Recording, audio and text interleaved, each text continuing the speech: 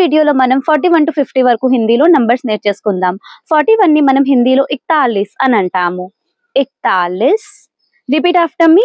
41. 41.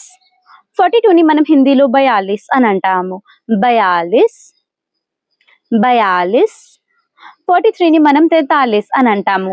43. 43. 44 ని మనం హిందీలో 44 అని అంటాము. 44. 44. 45 ని మనం హిందీలో 45 అని అంటాము. 45. 45. 46 ని మనం హిందీలో 46 అని అంటాము. 46. 46. 47 ని మనం హిందీలో 47 అని అంటాము. 47. 47. 48 ని మనం 48 అని అంటాము. 48. 48. 49 ని మనం హిందీలో 49 అని అంటాము. 49. 49. 50 ని మనం హిందీలో 50 అని అంటాము. 50. 50.